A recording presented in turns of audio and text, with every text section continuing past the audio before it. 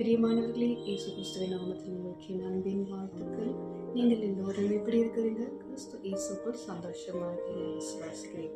சரி, இந்த நாளில் கூட தேவட வார்த்தை பார்த்தீங்கன்னா அது 2 சாமுவேல் 5ஆம் அதிகாரம் 19ஆம் வசனம். உங்களுக்காக நான் வாசிக்கிறேன். பிலிஸ்தருக்கு விரோதமாய் போகலாமா?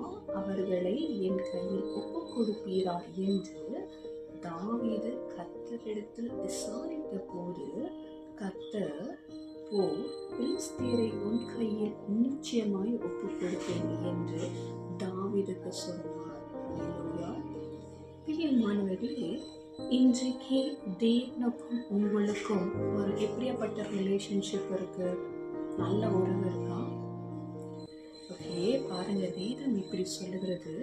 முதலாவது தேவனுடைய ராஜ்யத்தையும் அவருடைய நீதியும் தேடுங்கள், தீமைகள் எல்லாம் ஒரு கூட கொடுக்கப்படும் அப்படின்னு சொல்லுகிறது.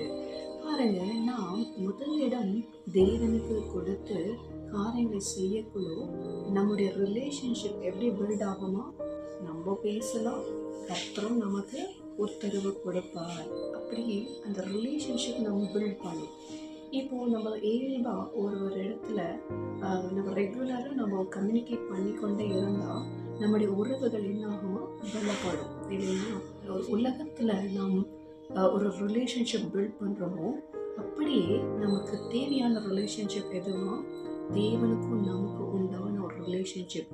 நாம் ஜெபித்த மாத்திரத்திலே கர்த்தர் உத்தரவு கொடுக்குற அந்த ஒரு ரிலேஷன்ஷிப்புக்குள்ளே நம்ம வந்துட்டோம்னா நம்முடைய காரியங்கள் எல்லாம் வாய்க்கும். அல்லேலூயா. அதுக்கு நாம் என்ன செய்யணுமா? முதலிடம் அவருக்கு கொடுக்கப்படும். நம்முடைய காரியத்தை அவர் பார்த்து கொள்வார். பாருங்க, உங்களோட வழிகள் எல்லாம் கர்த்தரிடத்தில் நீங்கள் ஒப்பு கொடுத்துட்டு போங்க, உங்கள் பாதையெல்லாம் அவர் செவ்வைப்படுத்தி கொடுப்பாராம். இன்றைக்கு நீங்கள் ஜெபித்த மாத்திரத்திலே கர்த்தர் உத்தரவு கொடுக்குறாராம். அந்த ரிலேஷன்ஷிப்பை நீங்கள் பில்ட் பண்ணியிருக்கிறீங்களா? அப்படி பில்ட் பண்ணலாம். இது அதுக்கான நேரம். நீங்கள் இன்னை தொடங்கி என்ன பண்ணணும்னா, ஒரு ஃபஸ்ட்டு நீங்கள் அது சின்ன ஒரு சில மணி நேரம் நீங்கள் அவரிடத்தில் டைம் ஸ்பெண்ட் பண்ணும்போது நல்ல ரிலேஷன்ஷிப் பேச பார்த்து நல்லா பில்ட் பண்ணிக்கங்க. கூப்பிட்ட மாதத்தில் அவர் உங்களுக்கு உத்தரவு கொடுப்பார். அல்லேலூயா. ஜெபிக்கலாமா? தகப்பனே, பிள்ளைகள் அப்பா உண்மை தேடி வந்திருக்கிறாங்கப்பா. கூப்பிட்ட மாதத்திலே பதில் கொடுக்கிறவர் நீங்கப்பா.